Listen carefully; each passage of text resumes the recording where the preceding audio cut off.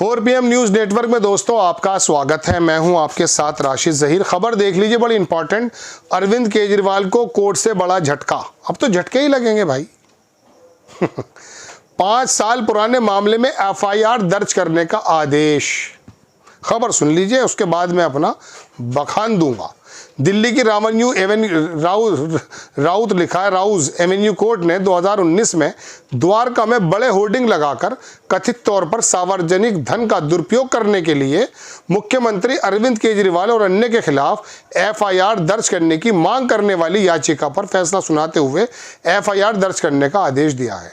इस FIR में, इस वाले कागज में पहले मोदी जी का भी नाम था, हटा दिया गया था। यही है खबर।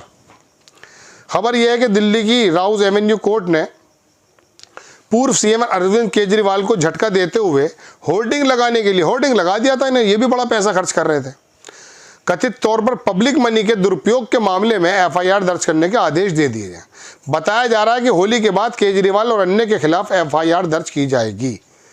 कोर्ट ने साल 2019 में द्वारका में बड़े होर्डिंग लगाकर कथित तौर पर सार्वजनिक धन का दुरुपयोग करने के लिए पूर्व मुख्यमंत्री अरविंद केजरीवाल और अन्य के खिलाफ FIR दर्ज करने वाली मांग वाली याचिका पर फैसला सुना। 3 दफ़ा लिख दिया, आज तक नहीं बात। कितनी बार बताऊं सरकार? ठीक है जनाब, लेकिन इंपॉर्टेंट बात हो सकता है उन्होंने लिखी हो।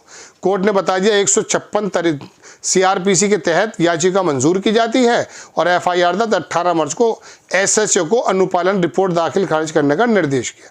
पूरा मामला वही है। इसने आज तक ने ये नहीं लिखा कि ये मामला मोदी जी के खिलाफ भी था, वो हट गया था। चलिए अब मैं आपको दिखाता हूँ दोस्तों ये चीज़ कि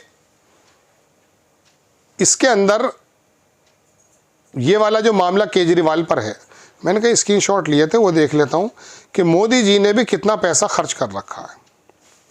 देखिए खबर सुनिए जनाब मन, आपकी स्क्रीन पर है। RTI में खुलासा, मोदी सरकार ने 2 साल के प्रचार में खर्च किए 11 अरब रुपए से ज़्यादा। कब की खबर है? 8 वर्ष पूर्व।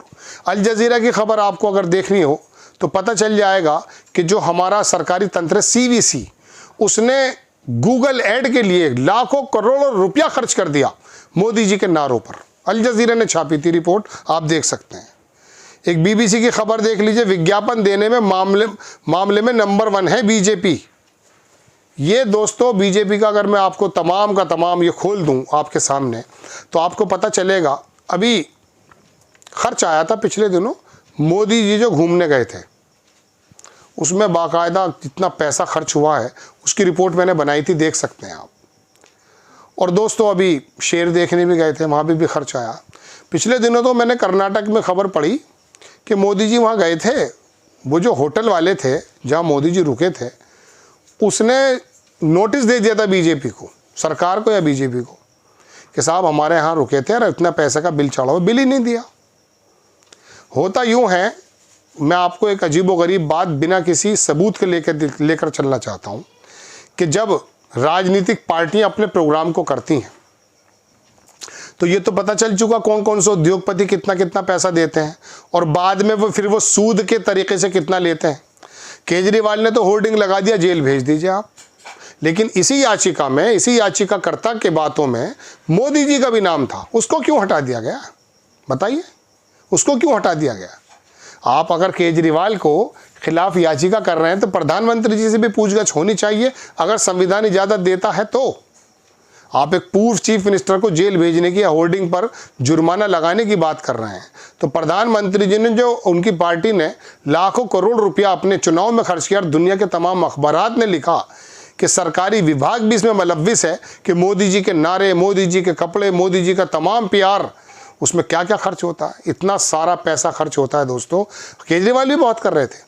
ये पैसा तमाम इकट्ठा करके अगर ये जो उद्योगपति देते हैं ना राजनीतिक पार्टी को, जिसमें BJP को हज़ारों करोड़ रुपया दिया गया, वो अगर अपने प्रोडक्ट को जो बनाते होंगे उन्हें सस्ता कर दें, उन्हीं सर्विसेज को सस्ता कर दें, हज़ारों लाखों लोगों के परिवार को आसानी मिल जाएगी। लेकिन अब केजरीवाल पंजाब में कैसे कमज़ोर हों, दिल्ली में तो हमने उनकी कमर तोड़ दी है, उनको किन किन मामलों में फंसाया जाए, इस बात की तैयारी शुरू हो गई। हम ये नहीं कहते, लेकिन 5 साल पुराना केस निकल आता है। अभी मैं देख रहा था, मैंने परसों भी बताया था आपको, कर्नाटक में जो सिद्धारमैया सरकार के खिलाफ एक 20-25 साल पहले एक भक्त के जज्बात आहत हो गए और उसने कहा मीडिया पर मैसूर का जो विकास प्राधिकरण है कि इन्होंने ज़मीन ले ली थी 25 साल पहले, अब निकला है वो। उसे हाई कोर्ट ने रिजेक्ट भी कर दिया, उस पर जुर्माना लगा दिया, तो अमित शाह ने जो है ईडी को इशारा कर दिया, ऐसा लोग कह रहे हैं। ईडी पहुंच गए, उसको कबूल कर लिया है। दोस्तों बात यह है कि जब झारखंड का चीफ मिनिस्टर, क्या नाम था उनका, बाबू शिबू सोरेन के बेटे जो हैं वो हेमंत सोरेन, उस आदमी की एक बात याद आती है। जब उसको ज़मीन के बारे में बताया गया, वो लालू प्रसाद यादव पे भी ज़मीन का ही मामला है कि इन्होंने जब रेलवे मंत्री थे तो इन्होंने उसके प्लॉट ले लिए और रेलवे में नौकरी दे दी। क्या यार, चलिए खैर। तो बहरहाल वो उसने आदमी ने, चीफ मिनिस्टर जो अभी हैं हेमंत सोरेन, उस आदमी ने अपनी विधानसभा की मेज़ को थपथपाते हुए चैलेंज के साथ, यकीन के साथ, कॉन्फिडेंस के साथ जो ये कहा कि अगर कोई ये ट्रेल साबित कर दे कि मैंने कोई लैंड फॉर जॉब कुछ ऐसा कोई मामला रहा है तो मैं झारखंड छोड़ दूंगा, राजनीति नहीं छोड़ूंगा। उस झारखंडी की ज़बान में ऐसा कॉन्फिडेंस था कि मैं बात बताते बताते अपने स्मरण में उसको लेकर आ गया। वाकई हेमंत सोरेन ने, देखो कितनी ज़बरदस्त कमबैक उस शख्स ने किया, लेकिन जेल तो आपने भेज दिया। बात यह है, कुछ लोग जेल में चले जाते हैं, सारी चीज़ें हो जाती हैं, लेकिन जमे रहते हैं। लेकिन परिवार को भी इसलिए घसीट दिया जाता है कि इनको तोड़ा कैसे जाए। बाज़ मरतबा परिवार की वजह से लोग टूट जाते हैं, बहुत सारे लोग ऐसे हैं। लेकिन फिर भी आप ऐसे गलत काम ना करें, अगर गलत काम नहीं किया तो झुके ना। रेल और जेल कोई बड़ी बात थोड़ी ना है। मैं पत्रकारों को यही कहता हूँ, अभी हमने सुना कि एक अधिकारी ने एक पत्रकार को कुछ कहा कि सबके कच्चे चिट्टे मेरे पास हैं, और वो जो उसने पत्रकार कुछ कह रहा था वो उसको वो दौड़ा दिया पुलिस वाले, वो भाग गया, वो थाने की खबर है। तो मुझे पता चली, मैं बोला कि यार ये जेल से क्यों डरते हैं। पहली बात तो मामले ख़राब नहीं होने चाहिए, और अगर कोई अधिकारी आपको या कोई सरकार आपको डराती है तो जेल तो भैया वरदान है पत्रकार के लिए। और जो कह सकता हूँ स्वतंत्रता सेनानी और किसी भी आंदोलन के लोग हों, चले जाइए जेल। वैसे भी कोई आम जो खुली ज़िंदगी आप जी रहे हैं वो जेल से कोई ज़्यादा बेहतर तो है नहीं। यहाँ भी 5 किलो की लाइन में है, वहाँ पर भी लग जाना लाइन में, तो कोई मसला थोड़ी है। लेकिन आप अपने, कह सकता हूँ, अपने इरादों से, अपने ख्यालात से, अपने अज़्म से हटिए मत। नो डाउट सरकार के पास बहुत ताकत होती है, लेकिन मैंने फिर भी बहुत लोगों को ऐसा देखा है जो डरे नहीं हैं, बूढ़े हो गए वो।